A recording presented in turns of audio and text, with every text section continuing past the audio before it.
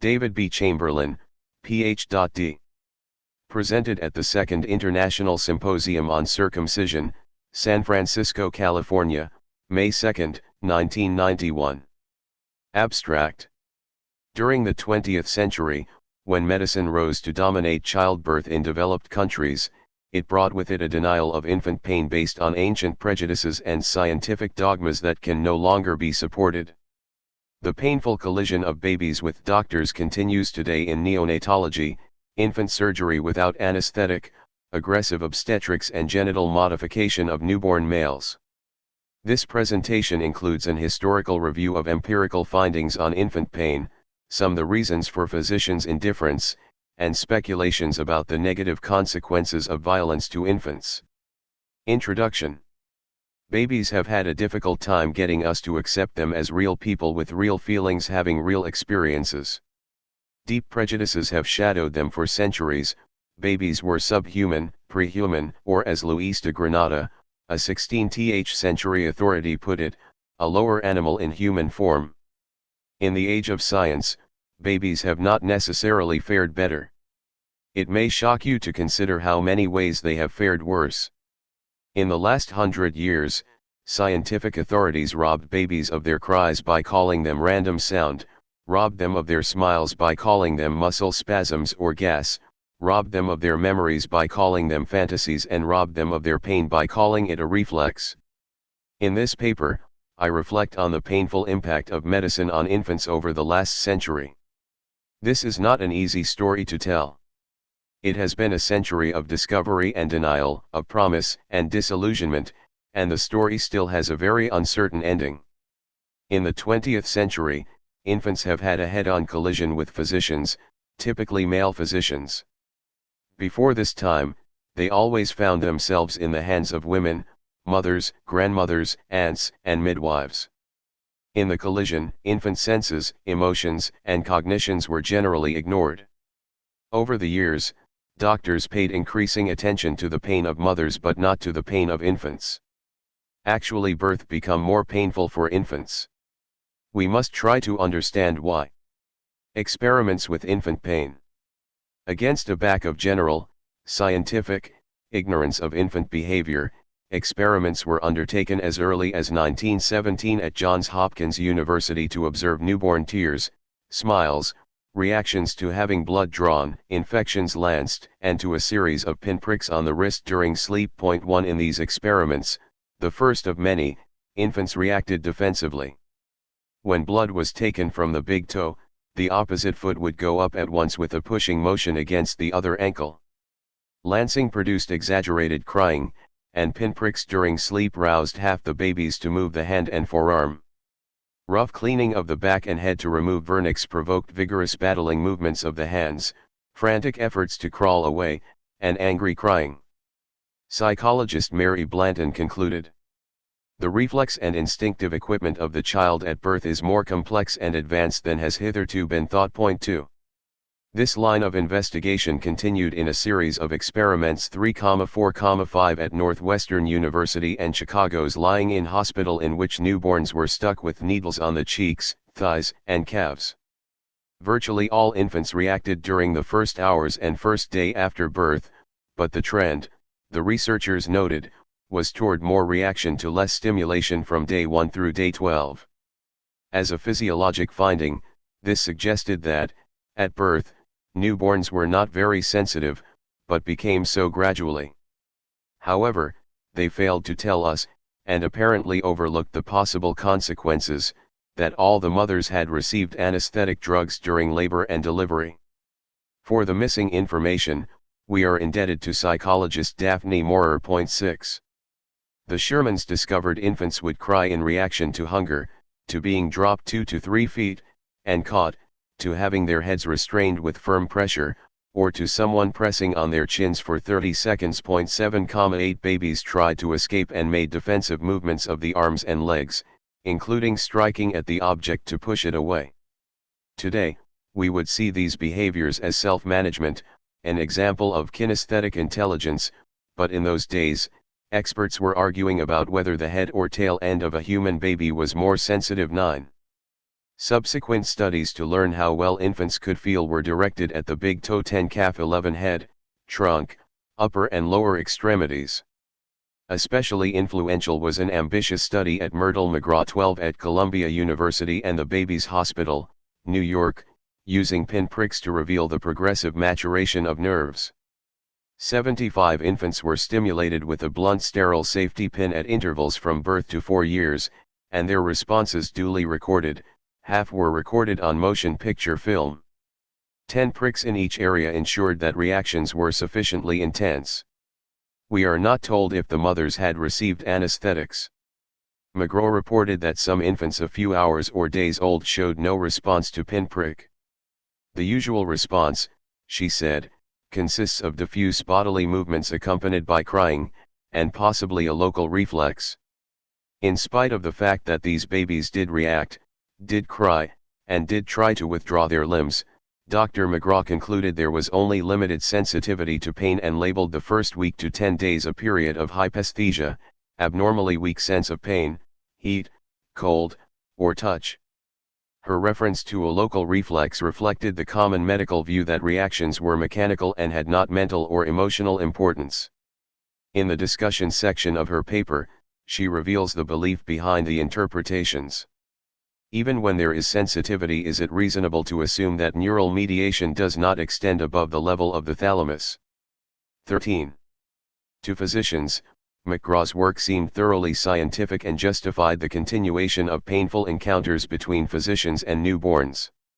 In retrospect, the conclusion that infants were somehow not yet sensitive to pain was a prejudiced interpretation, which fit comfortably into the traditional view expressed in medical journals reaching back into the 19th century. 14,15 In recent research, newborns and older babies pinched on the arm reacted instantly to the pain. 16 No suggestion of hypesthesia.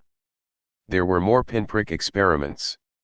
In 1974, in ignorance of the experiments already performed, Rich tested 124 full-term babies to determine the normal response to a succession of pinpricks around the knee. They concluded that the normal response is movement of the upper and lower limbs, usually accompanied by grimace and slash or cry. 17. All infants demonstrated the complete response after 6 or fewer pinpricks. 18.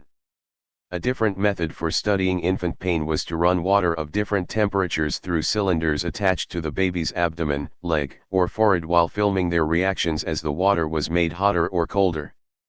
This line of research began in Europe in 1873 and was taken up in America by Pratt, Nelson and Son at Ohio State University 19 and by Crutton at the University of Michigan Hospital in 1937. 20 Babies reacted violently, especially to cold water. Crutton found that any deviation from normal body temperature produced immediate respiratory and circulation changes in all subjects, no sign of hypesthesia here either. Do babies really feel pain? Do babies feel pain? I certainly think they do, but, to find out, we should not have stuck them with pins. There are other objective indications of pain. 1. Crying. It seems perfectly obvious now, but for a long time, experts were informing the public that infants' cries were only random sounds, not genuine communications. It took a quarter century of cry research to prove otherwise. 21 Cries are not only meaningful signals, but often compelling ones. They increase in intensity with degrees of pain. Spectrographic studies that reduce sound to an elaborate visual portrait show just how varied and complex cry language is. 22 Acoustic studies show that changes in pitch, temporal patterning, and harmonic structure also reflect the degree of pain and urgency. For example, in a thorough study of cries during circumcision, acoustic features precisely reflected the degree of invasiveness of the surgery. 23. Parents present at circumcision, a rarity, have recalled how their babies cried. One father, present in the delivery room, told me of his great surprise when the obstetrician proceeded to circumcise this boy at delivery. Having been quiet through the entire birth, the boy proceeded to protest loudly about the circumcision. A Jewish father, reflecting on this boy's circumcision on the 8th day, said it was the saddest occurrence of his babyhood. The boy cried more that afternoon, he said, than any time in his whole first year. 2. Facial expressions. Second, the pain that babies feel is clearly expressed on their faces. 24 Brows bulge, crease, and furrow. Eyes squeeze shut, bulging of the fatty pads about the eyes is pronounced. There is a nasolabial furrow that runs down and outwards from the corners of the lip. Lips purse, the mouth opens wide, the tongue is taut, and the chin quivers. This look on a human face of any age communicates pain. Why do we doubt that it means the same on the face of a baby? 3. Body movement. Body language in its larger motor dimensions is also a language that babies share with older humans. In response to pain, babies jerk, pull back, try to escape, swing their arms, use their hands to push away, and frantically scrape one leg against the other to dislodge an offending stimulus in that area. They strike out with their upper extremities and kick with the lower. Fitzgerald and Millard 25 made close observations of babies receiving routine heel lancing, a deep wound made in the heel, to obtain blood samples. Using calibrated hairs, they gently stroked the corresponding areas in the injured and non-injured heel. Even premature infants showed the same well-defined hypersensitivity to tissue injury that is found in adults. 4. Vital signs. Fourth, we can see how baby pain is revealed by change in vital signs and blood chemistry. Pain causes increased respiration. Babies hold their breath and release it in piercing cries. Researchers have observed infant heart rates increase 50 beats per minute and peak above 180 beats per minute. 26, 27, 28 in a study to compare behavioral states of the newborn to those of the fetus. Pillai and James 29 discovered that the heart rate during newborn crying was unlike anything seen in prenatal life. This racing heartbeat was unstable, often reaching peaks in excess of 200 bpm, in spite of the fact that baseline heart rates after birth are generally 20 to 25 bpm lower than they are in utero. These extremely elevated heart rates signal a serious and urgent disturbance. Serum cortisol is a measure of stress. In painful conditions, adrenals may release cortisol 3 to 4 times the baseline. 30, 31, 32, 33 in one study.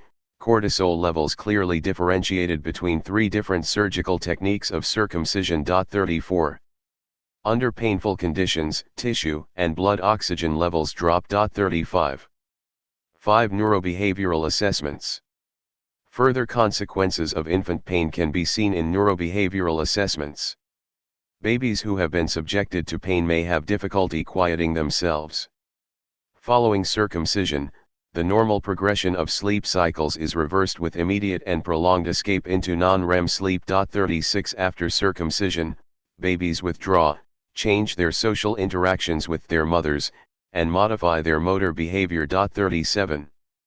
ALS, Lester, and Tonic 38 developed an assessment of preterm infants' behavior, which includes a list of infant behaviors indicating stress and defense. Behaviors indicating pain include seizuring, tremoring, spitting up, trunk arching, finger splaying, fisting, squirming, inconsolability, and restlessness. 6. Memory. Finally, we know that newborns feel pain because they sometimes remember and speak of painful experiences as soon as they acquire sufficient language. 39 At age 2, my granddaughter, talking about her birth, asked her parents, "Why did they poke me with a thing?" Her mother asked, "What thing?"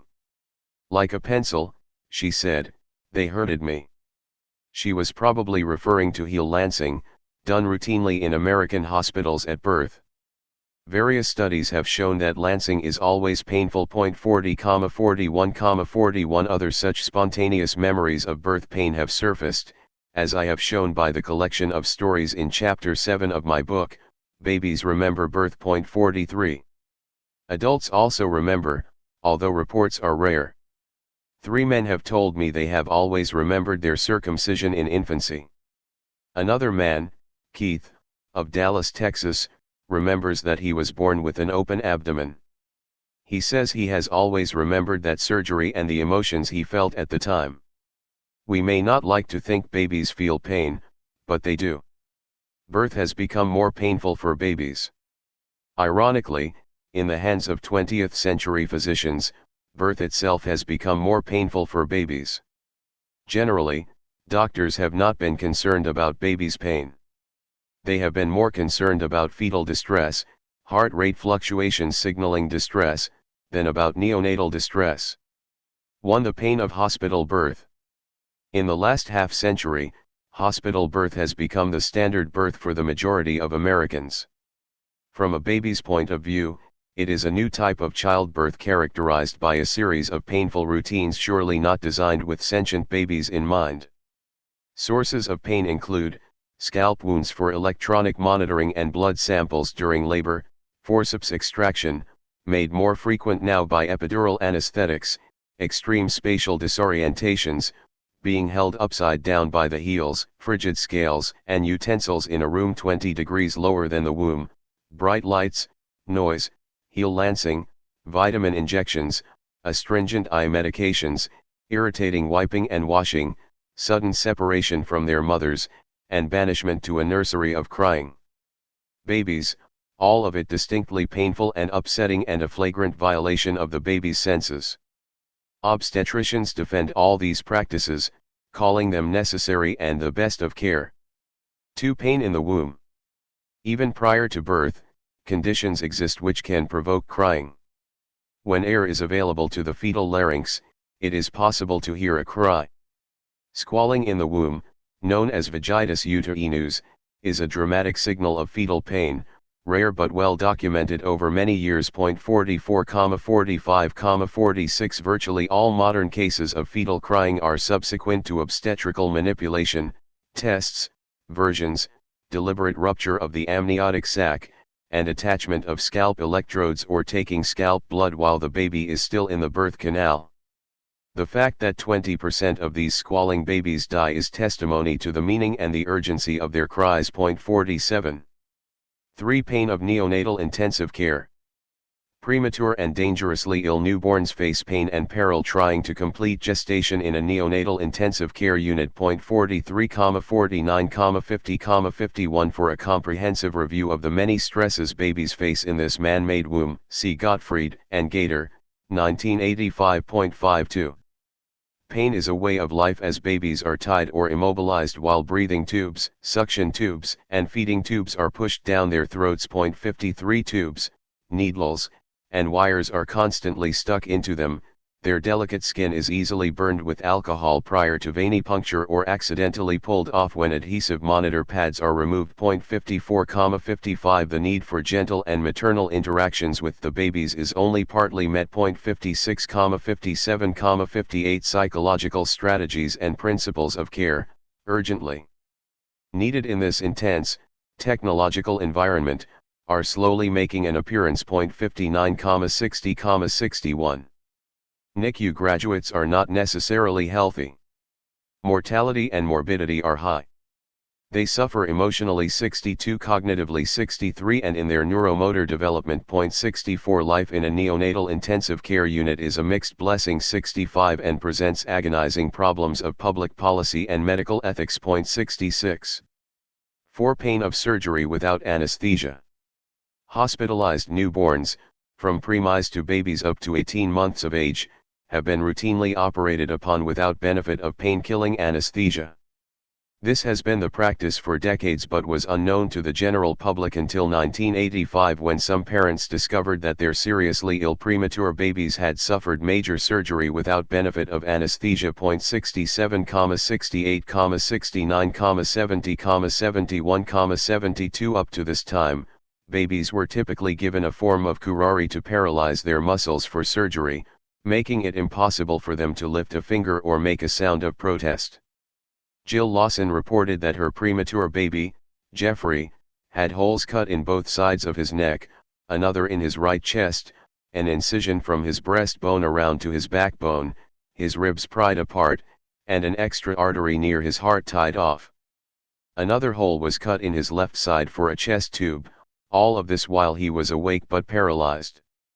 The anesthesiologist who presided said, "It has never been shown that premature babies have pain." 73.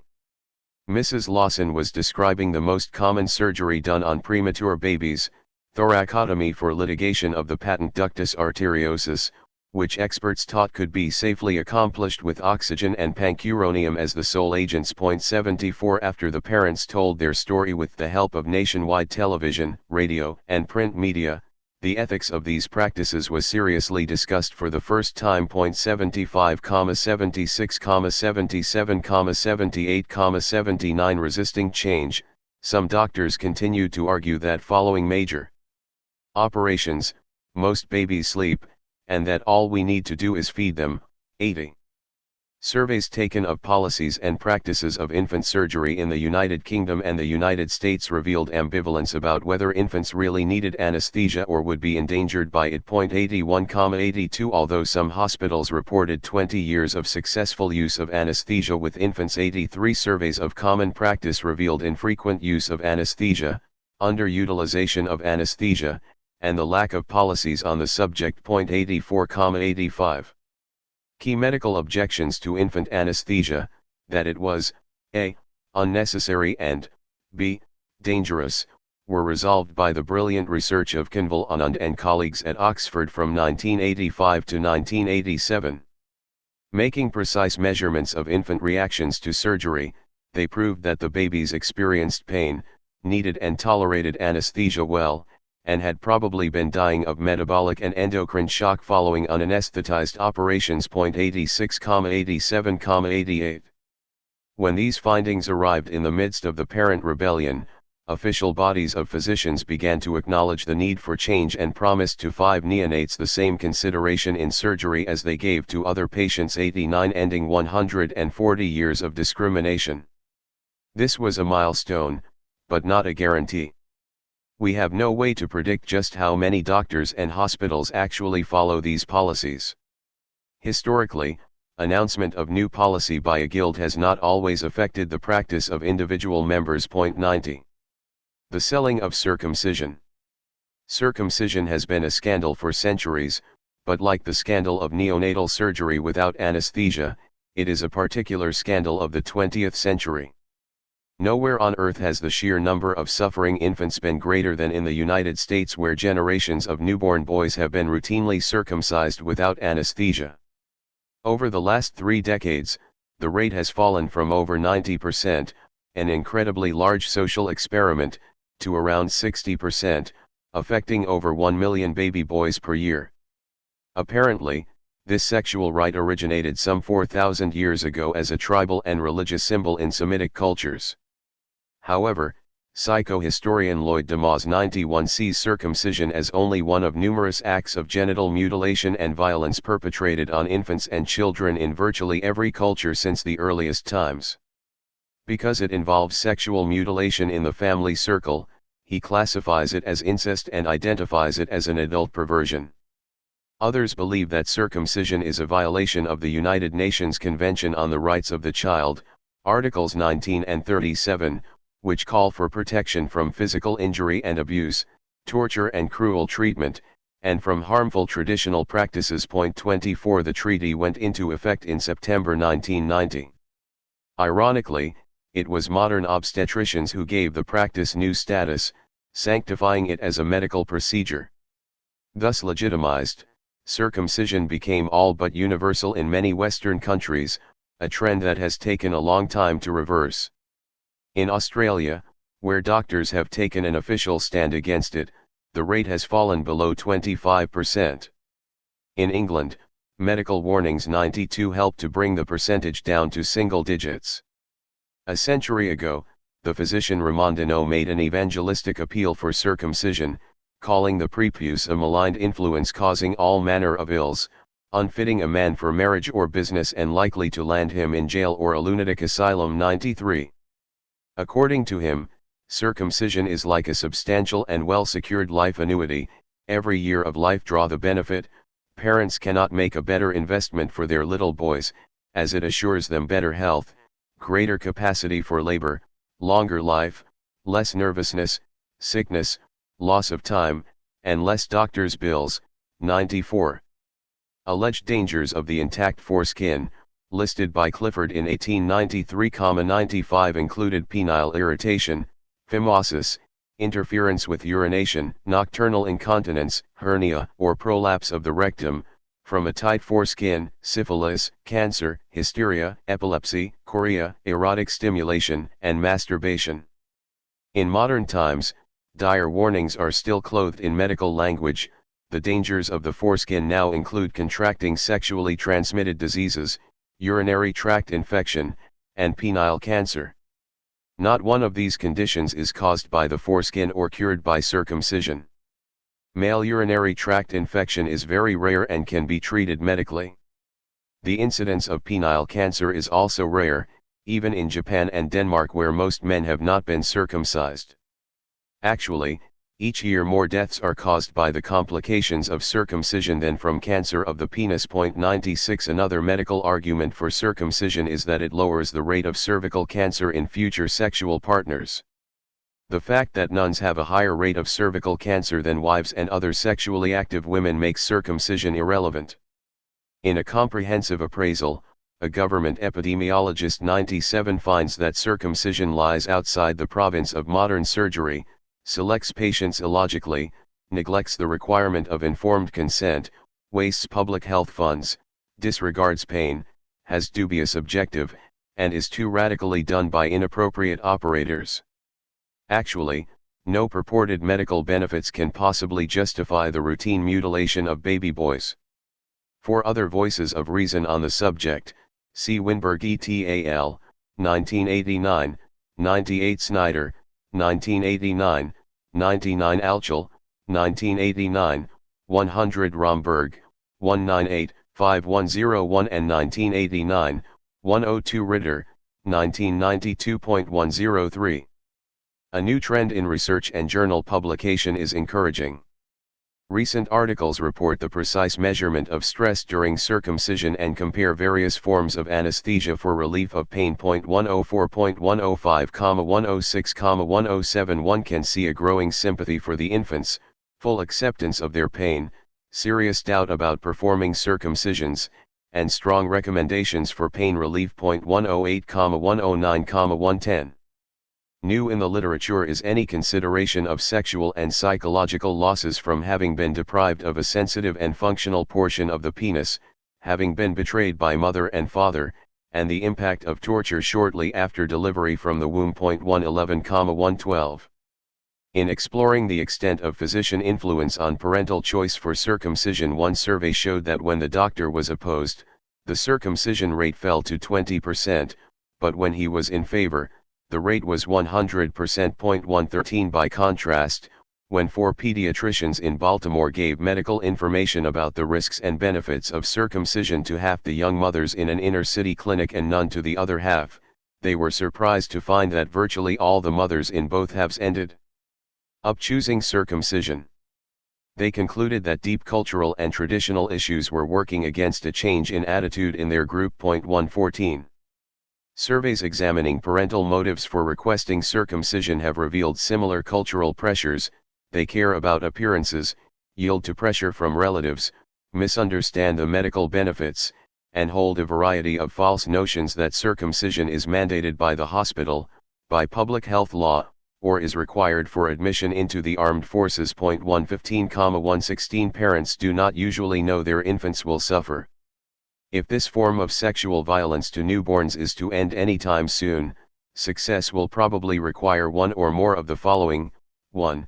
Massive consumer education leading to public revolt against a painful ritual with no benefit. 2. Application of national and international child abuse statutes to forbid sexual alteration of newborns and any form of infant torture. 3. A requirement that both parents be present to observe and circumcision performed on their babies. Or 4. A rebellion of obstetricians themselves, actively opposing circumcision and refusing to perform the operation. Any one of these would go a long way toward ending a century of scandal for both parents and doctors. Why such indifference to infant pain? A look at the literature on infant pain is both discouraging and hopeful. An analysis of the 10 most commonly used textbooks in pediatrics 117 revealed that pain was a topic virtually ignored. In 15,000 pages of text, they could find only 3.5 pages devoted to pain. Noted French obstetrician Frédéric Leboeur's bestseller, Birth Without Violence 118 stands practically alone in its concern for the pain babies feel at birth. In my own collection of journal articles dealing with infant pain, I can count only 20 during 60 years from 1920 to 1980. However, in the 1980s alone, I have collected 44 studies, reflecting a great surge of interest. We must wonder why there has been such widespread denial of neonatal pain in medicine. 1. Because they were men? Historically, men have been the surgeons and the circumcisors of little babies. Until recently, few physicians were women, even these were trained by male doctors and were obligated to accept masculine doctrines and protocols. In society at large, men have been notoriously violent, comprising at least 90% of all persons arrested for homicide. Would women perform operations without anesthesia? Nurse anesthetists assist. Jeffrey Lawson's anesthesiologist was a woman. Would mothers circumcise their own sons? It seems unlikely, yet mothers have been willing to let others do so. Further, in many countries of the African continent, mothers participate regularly in female genital mutilation of their daughters. This includes excision of the clitoris, sometimes also the labia, and infibulation, the sewing up of the vaginal opening. 119 Mothers describe these brutal surgeries as necessary and harmless, much as physicians have described male circumcision. Their motivations, like those behind male circumcision, are erroneous. They fear the clitoris would get longer and longer until it was like a penis. They claim that these female parts are ugly. They maintain a woman's external genitalia endanger babies and husbands, and contaminate mother's milk. Sewing up the vaginal opening is used as a seal of virginity, which is a cultural prerequisite for marriage. The World Health Organization is determined to eliminate female genital mutilation, and women's groups have mounted educational campaigns. 120. Jill Lawson, one of the leaders of the Parents' Campaign of the mid-1980s to shield infants from surgical pain, questions why doctors did not react as individuals. In the New England Journal of Medicine, she writes, "I cannot help but wonder how such a situation came to develop. If I had been told by a physician, no matter how senior, that infants don't feel pain, I would never have believed it. What constitutes the difference between my reaction and that of the thousands of physicians who did believe it?" 121. 2. Were they trying to be scientific? Another possible reason for such flagrant indifference was that these men and women were trying to be objective rather than subjective. Being objective was considered ideal, but this had unfortunate consequences in the blocking out of unpleasant realities, the blunting and denial of feelings. Ironically, while cultivating objectivity, these doctors were still unable to accept objective findings when they were made. Why was it so hard for them? Why should doctors have to go to a library to find out if babies feel pain? Why did they not believe what they saw with their own eyes and hear with their own ears? Being already sure that the infant brain was inadequate, they simply dismissed evidence for pain. Perhaps they were not trying to be scientific so much as they were trying conform. 3. Tradition. Traditional beliefs in the Guild of Surgeons have indeed had a powerful influence. One very old belief was that pain is good, necessary, part of healing, a sign of life, and perhaps even sacred. For example, 26 years after the first application of ether vapors in surgery, a prominent New York gynecologist rhapsodized, "The baptism of pain and privation has regenerated the individual's whole nature, by the chastening, made but a little lower than the angels." 122.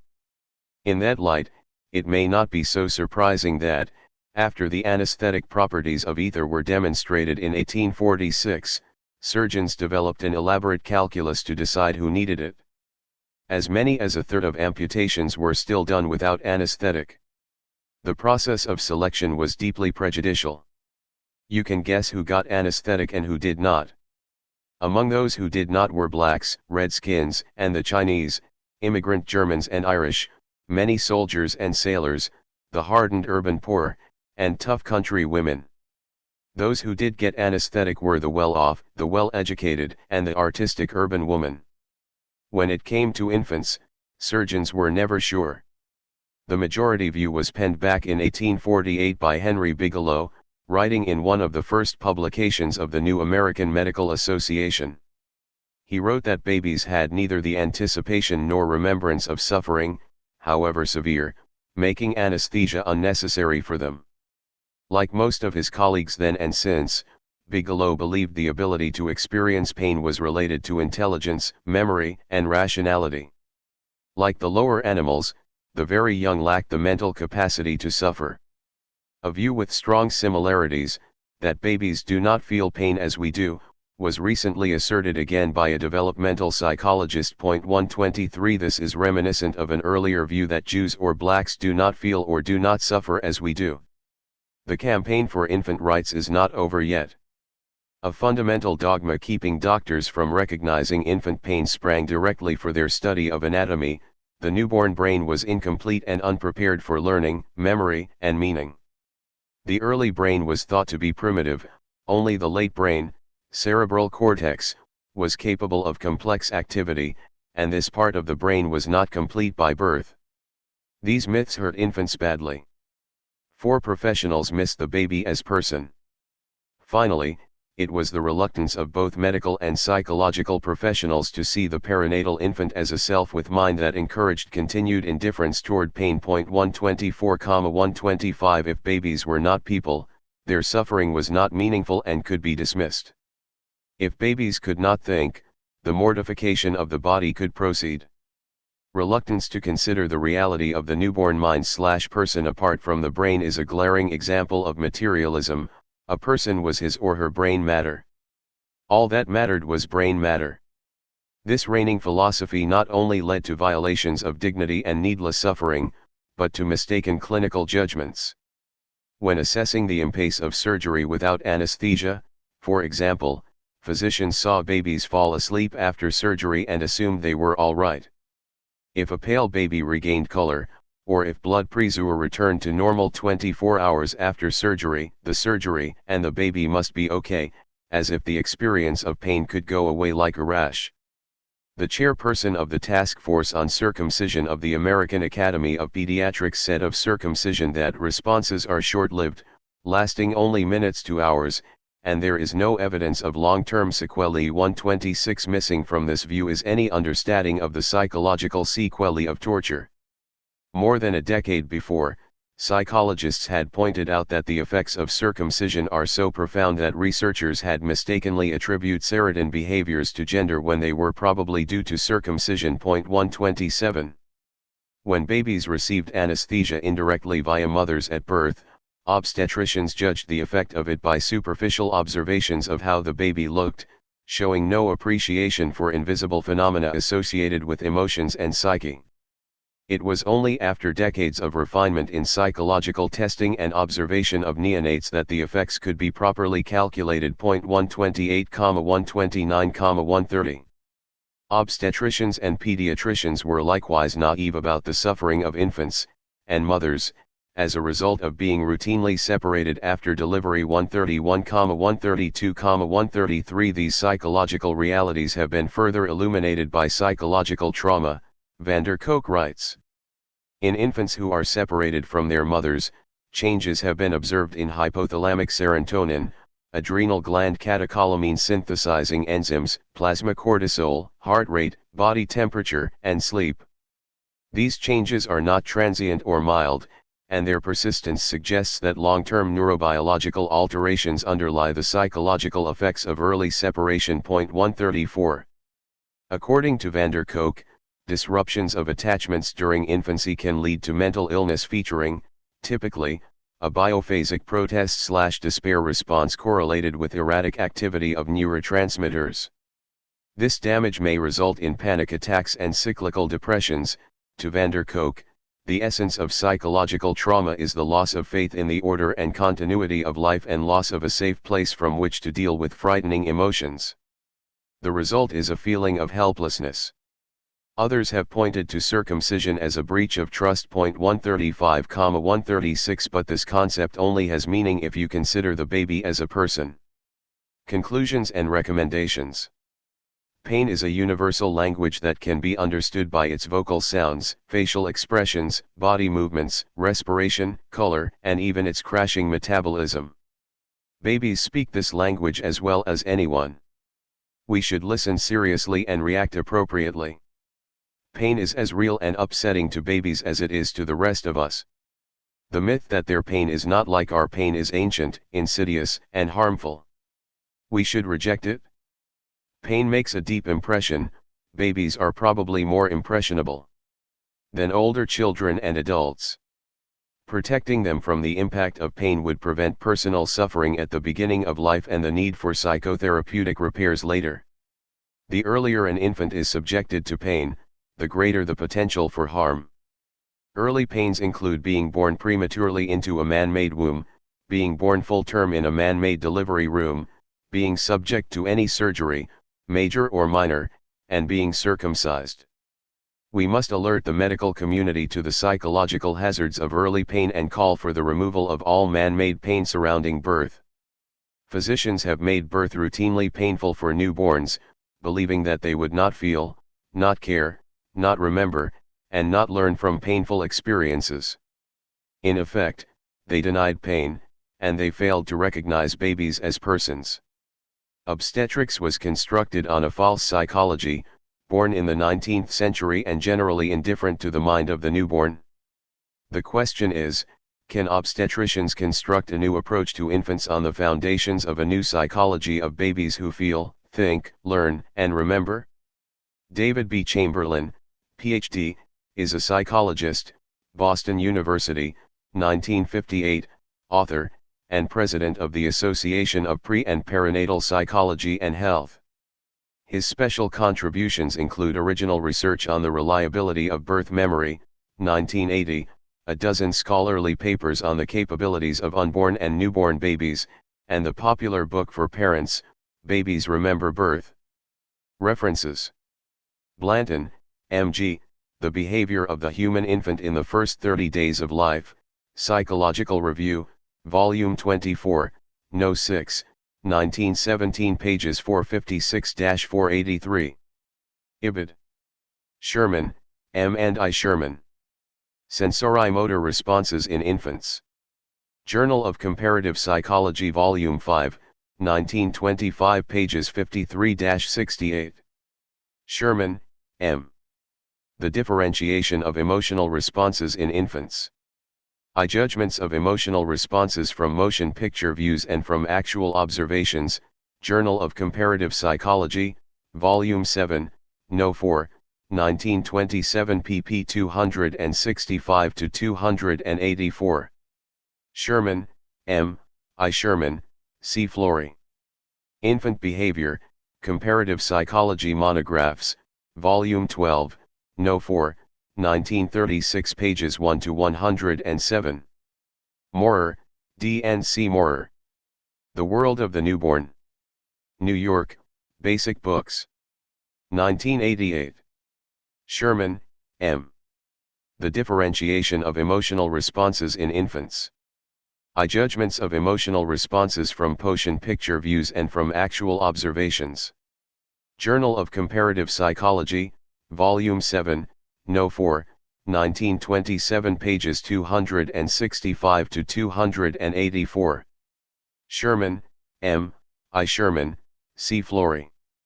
Infant Behavior, Comparative Psychology Monographs, Volume 12, No. 4, 1936, pages 1-107.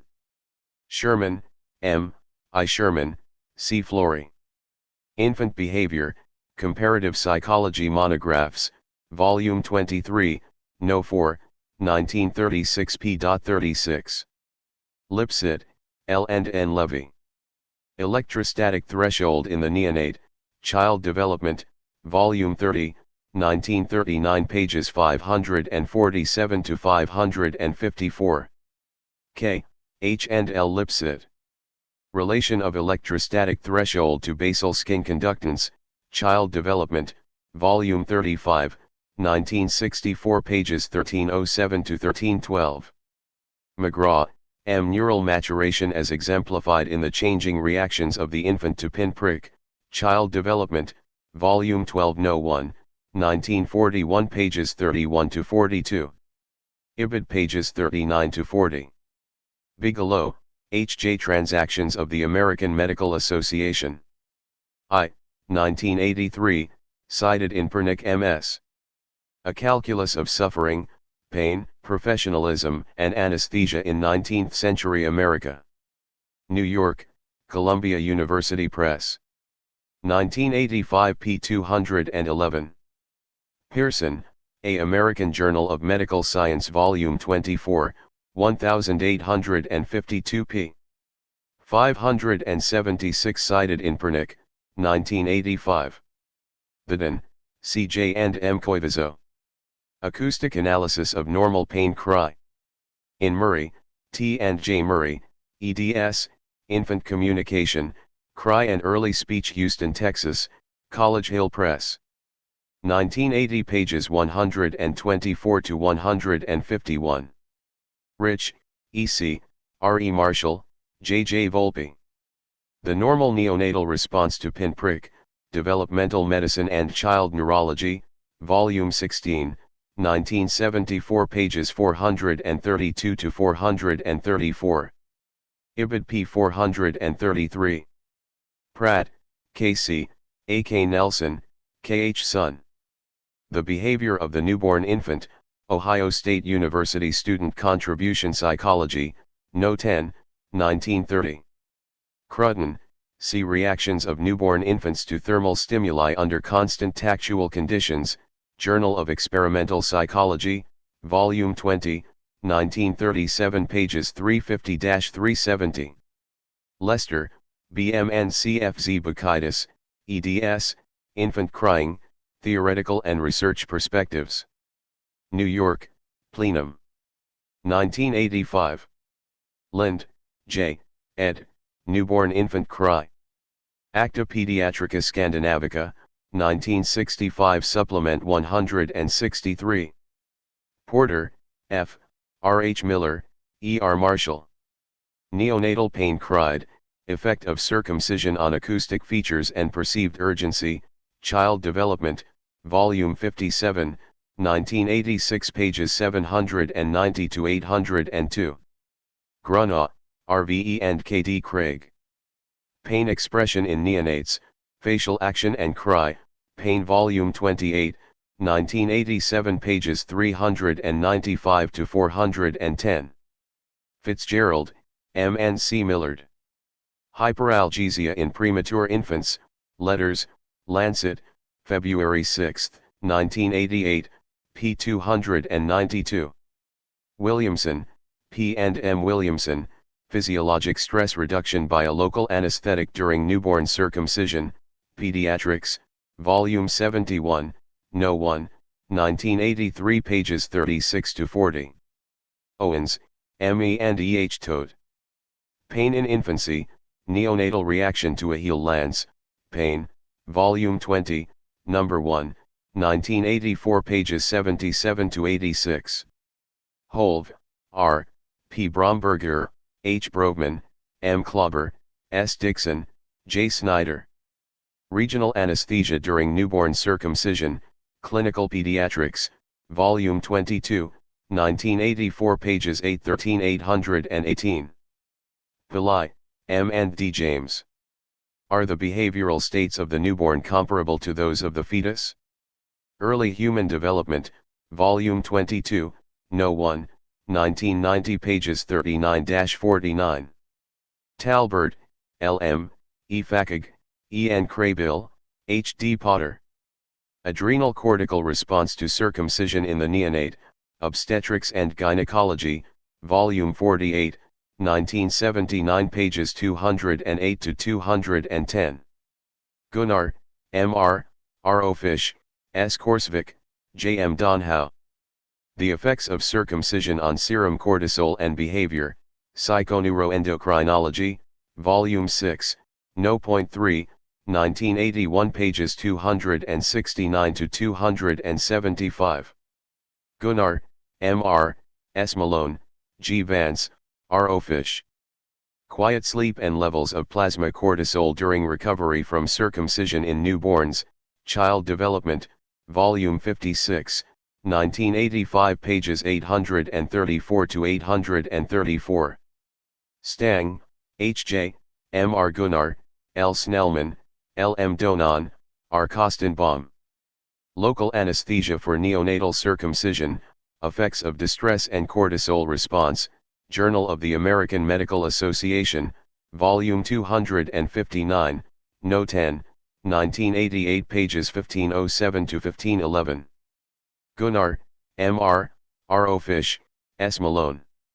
The Effect of a Pacifying Stimulus on Behavioral and Adrenocortical Responses to Circumcision, J. America Academy of Child Psychiatry, Volume 23, No. 1, 1984, pages 34 to 38. Rawlings, D.J., P. A. Miller, R. R. Engel.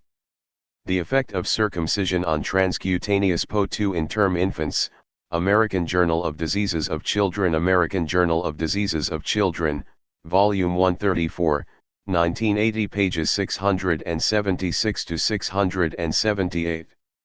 Emd, R. R. Harmon, D. Metcalf, K. Koenig, S. Wagenfeld.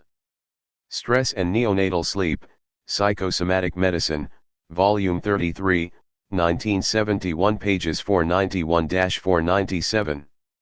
Dixon, S., J. Snyder, R. Hove, P. Bromberger. Behavioral Effects of Circumcision with and Without Anesthesia, Developmental and Behavioral Pediatrics, Volume 5, No. 5, 1984, pages 246 to 250.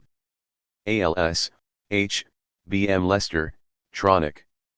Manual for the Assessment of Preterm Infants' Behavior, in Fitzgerald, H. E., B. M. Lester, M. W. Yogman, eds, Theory and Research in Behavioral Pediatrics, Volume 1.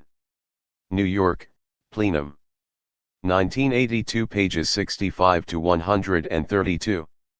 Chamberlain, D. B. Babies Remember Birth, Extraordinary Scientific Discoveries About the Mind and Personality of Your Newborn. New York, Ballantine Books.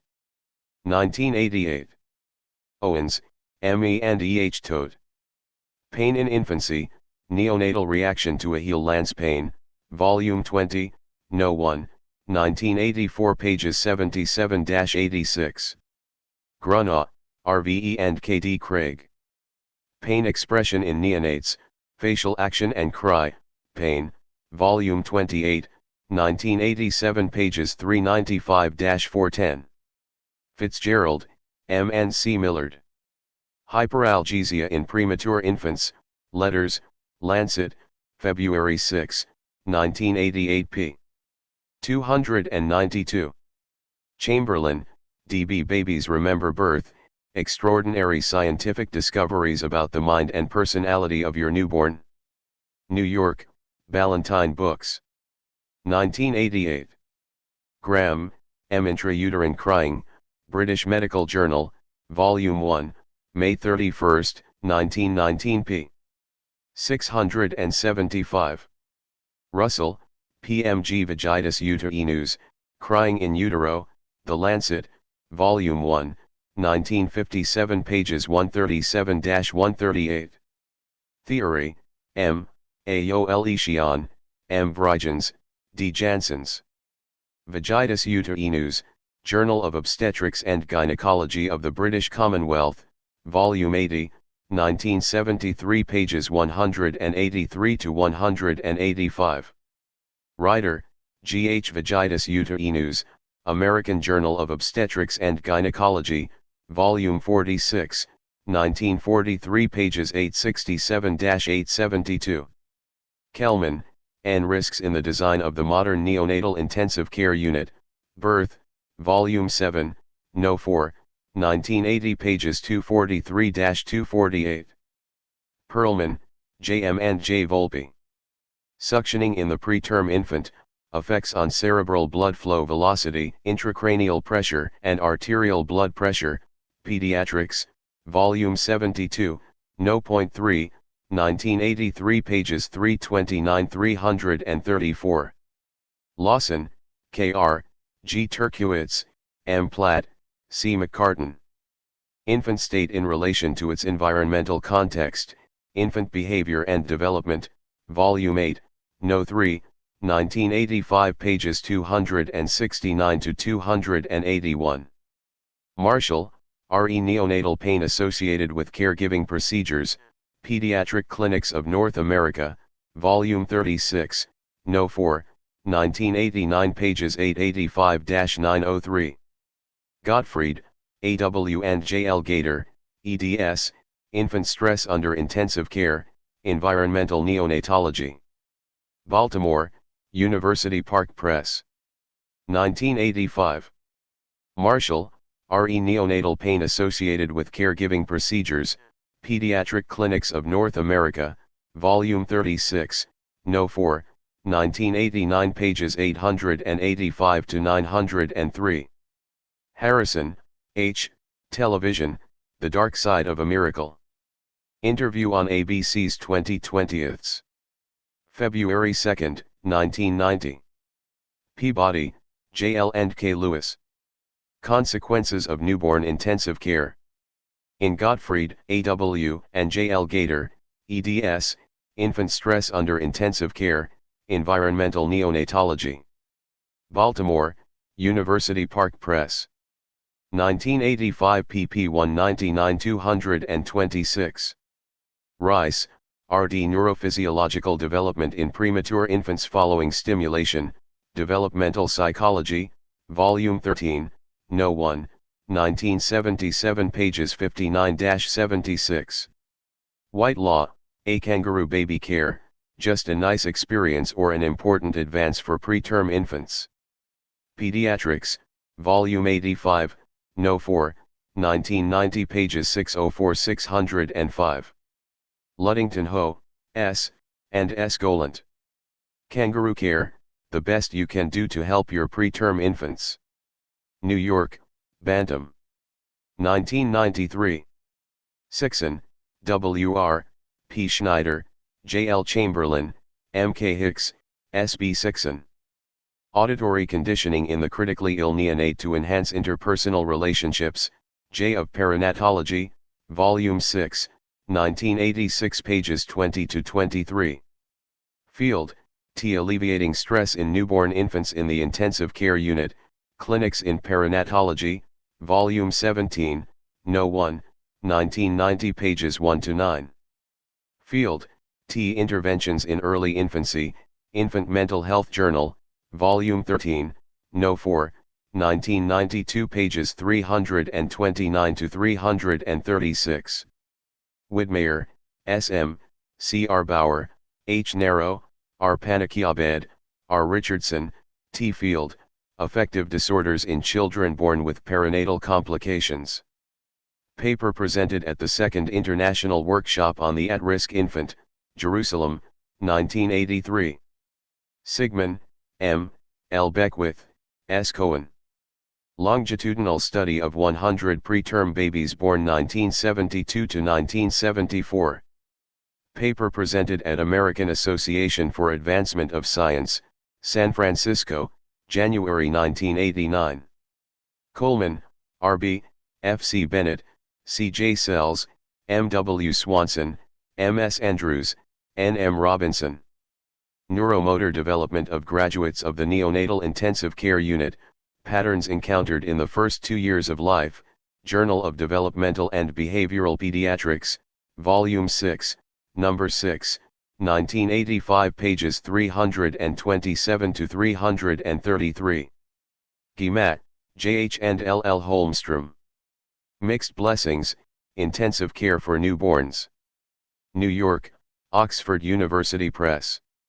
1986. Gustaitis, R. and E. W. D. Young. A Time to Be Born, A Time to Die, Conflicts and Ethics in an Intensive Care Nursery. Reading Ma, Addison Wesley. 1986. Lawson, J. Letter. Birth, Volume 13, No. 2, 198,636 p. 125. Lawson, J. Letter.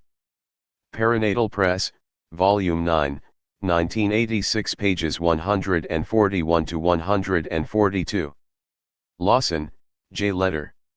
New England Journal of Medicine, May 26, 1988, p. 1198. Lawson, J. Letter. Birth, Volume 15, No. 1, 1988, p. 36. Harrison, H. Letter. Birth, Volume 13, No. 2, 1986, p. 36 to 41. Harrison, H. Pain Relief for Premature Infants, Twins, July/August 1987, pages 10 ff. Lawson, J. Letter. Perinatal Press, Volume 9, 1986, pages 141 to 142. Wesson, S.C. Litigation of the Ductus arteriosus, Anesthesia Management of the Tiny Premature Infant, Journal of the American Association of Nurse Anesthetists, Volume 50, 1982, pages 579 to 582. Harrison, H. Pain Relief for Premature Infants, Twins, July/August 1987, pages 10 ff. McGrath, J.P. and A.M. Unruh. Pain in Children and Adolescents. New York, Elsevier. 1987. Cunningham Butler, An Infant's Pain and What Health Professionals Should Want to Know Now, an issue of Epistemology and Ethics, Bioethics Volume 3, No. 3, 1989, pages 181 to 209. Cunningham, An Ethical Perspectives on the Perception and Treatment of Neonatal Pain, Journal of Perinatal and Neonatal Nursing, Volume 4, No. 1, 1990, pages 75 to 83. Lawson, J. The Politics of Newborn Pain, Mothering, Fall 1990, pages 41-47. Campbell, An Infant's Pain and What Healthcare Professionals Want to Know, A Response to Cunningham Butler, Bioethics, Volume 3, No. 3, 1989, pages 200-210. Purcell Jones, G., F. Dorman, E. Sumner. Pediatric Anesthetists' Perceptions of Neonatal and Infant Pain, Pain, Volume 33, No. 2, 1988, pages 181 to 187. Tohill, J. and O., McMorrow. Pain Relief in Neonatal Intensive Care, The Lancet, Volume 336, 1990, p. 569. Berry, F. A. and G. A. Gregory. Do premature infants require anesthesia for surgery? Anesthesiology, Volume 67, No. 3, 1987, pages 291 to 293. Frank, L., C. Lund, AFANA Roff. A National Survey of the Assessment and Treatment of Pain in the Newborn Intensive Care Unit, Pediatric Research, Volume 20, 1986, p. 347. Bochner, H., A. May, E. Coates. Use of analgesic agents for invasive medical procedures in pediatric and neonatal intensive care units, Journal of Pediatrics, Volume 121, No. 4, 1992, pages 647 to 649. Anand, KJS and A. Ainsley Green. Metabolic and endocrine effects of surgical ligation of patent ductus arteriosus in the preterm neonate, are there implications for further improvement in postoperative outcome? Modern Problems in Pediatrics, Volume 23, 1985, pages 143-157.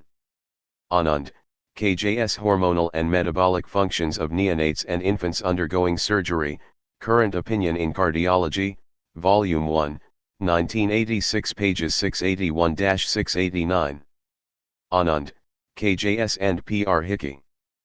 Pain and Its Effects in the Human Neonate and Fetus, New England Journal of Medicine, Volume 317, Number 21, November 19, 1987, pages 1321 to 1329. Poland, R.L., R.J. Roberts, J. F. Gutierrez Mazara, E. W. Foncallis Rudd. Neonatal Anesthesia, Pediatrics, Volume 80, No. 3, 1987 p. 446. Patel, D. A Factors Affecting the Practice of Circumcision, American Journal of Diseases of Children, Volume 136, No. 7, 1982 p. 634. Demas, L. The Universality of Incest, Journal of Psychohistory, Volume 9, No. 2, 1991 pages 123 to 164. Gairdner, D. The Fate of the Foreskin, British Medical Journal, Volume 2, 1949 pages 1433-1437. Rimondino, P.C. History of Circumcision, Philadelphia and London, F. A. Davis.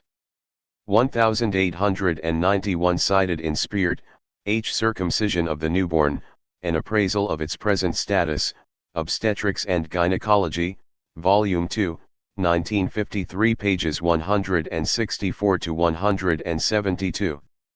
Ibid. Clifford, M. Circumcision, Its Advantages and How to Perform it. London, Churchill. 1893 cited in Speert, H. Circumcision of the Newborn, An Appraisal of its Present Status, Obstetrics and Gynecology, Volume 2, 1953 pages 164-172. University of California, Berkeley. Circumcision, An Unnecessary Rite? Wellness Letter, Volume 4, No. 1, 1987 p.1. Grimes, D. A Routine Circumcision of the Newborn Infant, A Reappraisal, American Journal of Obstetrics and Gynecology, Volume 130, 1978 pages 125 to 129. Winberg, J. I. Bolgren, L. Gothefers, M. Herthelius, K. Tullis. The Prepuce, A Mistake of Nature? The Lancet, March 18, 1989 pages 598 to 599. Snyder, J. L. The Problem of Circumcision in America, The Truth Seeker, July/August 1989 pages 39 to 42. Alchel, M.S. Cultural Bias and the Urinary Tract Infection Circumcision Controversy. The Truth Seeker, July/August 1989 pages 43 to 45. Romberg, R. Circumcision, The Painful Dilemma, So. Hadley Mott, Bergen and Garvey. 1985. Romberg, R. Response to American Academy of Pediatrics Statement on Infant Circumcision. Anchorage AK, Peaceful Beginnings. 1989.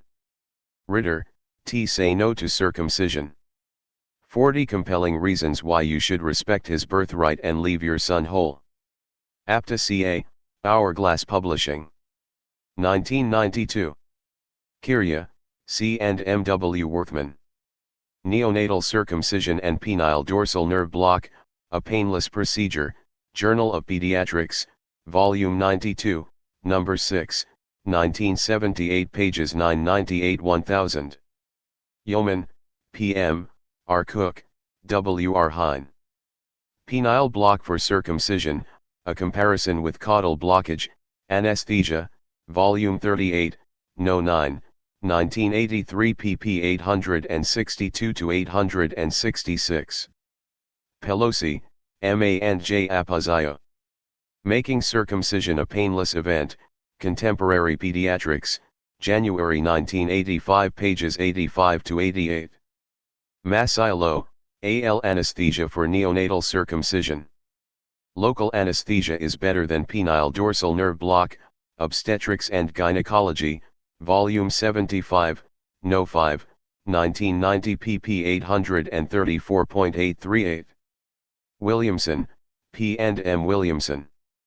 Physiologic Stress Reduction by a Local Anesthetic During Newborn Circumcision, Pediatrics, Volume 71, No. 1, 1983 pages 36-40. Dixon, S., J. Snyder, R. Hove, P. Bromberger. Behavioral effects of circumcision with and without anesthesia, Developmental and Behavioral Pediatrics, Volume 5, No. 5, 1984 pages 246 to 250. Stang, H.J., M. R. Gunnar, L. Snellman, L. M. Condon, R. Kostenbaum. Local Anesthesia for Neonatal Circumcision, Effects on Distress and Cortisol Response, Journal of the American Medical Association, Volume 259, No. 10, 1988 pages 1507 to 1511. Boyd, B. R. Circumcision, What It Does. San Francisco, CA, Tater Hill Press. 1990. Bigelow, J. The Joy of Uncircumcising. Apta, CA, Hourglass Publishers. 1992. Patel, H. The Problem of Routine Circumcision, Canadian Medical Association, Volume 95, 1966 pages 576 to 581. Herrera, A.J., ASHSU, UT Salcedo, M.P. Ruiz. The Role of Parental Information of the Incidence of Circumcision, Pediatrics, Volume 70, 1982 pages 597 to 598. Patel, H. The Problem of Routine Circumcision, Canadian Medical Association, Volume 95, 1966 pages 576 to 581. Grimes, D.A. Routine Circumcision of the Newborn Infant, A Reappraisal, American Journal of Obstetrics and Gynecology, Volume 130, 1978 pages 125 to 129. Rana, S. R. Payne, A Subject Ignored, Pediatrics, Volume 79, 1987 pp 309 to 310. Lieboers, F. Birth Without Violence. New York, Alfred Knopf. 1975. Lightfoot Klein, H. Prisoners of Ritual, An Odyssey into Female Genital Circumcision in Africa. New York and London, Harrington Park Press. 1989. Women Incorporated Female Genital Mutilation, A Call for Global Action. New York, Women Incorporated 1992. Lawson, J. Letter. New England Journal of Medicine, May 26, 1988 p. 1198. Gardner, A.K., 1872. Cited by Pernick, M.S.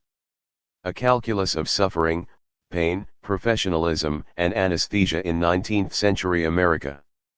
New York, Columbia University Press. 1985 p. 47. Moorer, D.N.C. Moorer. The World of the Newborn. New York, Basic Books. 1988 pages 33 to 36, 218. Flavel, J.H. Cognitive Development. Englewood, New Jersey, Prentice Hall. 1977. Kagan, J. The Second Year, The Emergence of Self-Awareness. Cambridge, Ma, Harvard University Press. 1981. Schern, E.J., ETAL Report of the Task Force on Circumcision, Pediatrics, Volume 84, No. 2, 1989 pages 388-391. Richards, M.P.K.F. Bermel, Y. Brackbull. Early Behavioral Differences, Gender or Circumcision. Development Psychobiology, Volume 9, 1976 pages 89 to 95. Brazelton, T.B. Psychophysiologic Reactions in the Neonate. 2 Effects of Maternal Medication on the Neonate and His Behavior. Journal of Pediatrics, Volume 58, 1961 pages 513 to 518. Brazelton, T.B. Neonatal Behavioral Assessment Scale, Clinics in Developmental Medicine, Volume 50. Philadelphia, J.B. Lippincott. 1973. Brackbull, Y., K. McManus, L. Woodward. Medication in Maternity, Infant Exposure and Maternal Information. Ann Arbor MI, University of Michigan Press. 1985. Klaus, M.H. and J. Kennel. Maternal-Infant Bonding, The Impact of Early Separation on Loss in Family Development. St. Louis, Missouri, C. V. Mosby. 1976-1983. Deschâteau, P. and B. Winberg. Long-term effect on mother-infant behavior of extra contact during the first postpartum. I. First observations at 36 hours. 2. A follow-up at 3 months, Acta Pediatrica Scandinavica, Volume 66, 1977, pages 137 to 145. Sugerman, M. Perinatal Influences on Maternal-Infant Attachment, American Journal of Orthopsychiatry, Volume 37, No. 3, 1977, pages 407 to 421. Vander Kolk, B.A. Psychological Trauma. Washington, D.C., American Psychiatric Press. 1987, p. 43. Grimes, D.A. Routine Circumcision of the Newborn Infant, a Reappraisal, American Journal of Obstetrics and Gynecology, Volume 130, 1978, pages 125 to 129. Janov, A. Imprints, The Lifelong Effects of the Birth Experience. New York, Coward McMahon. 1983.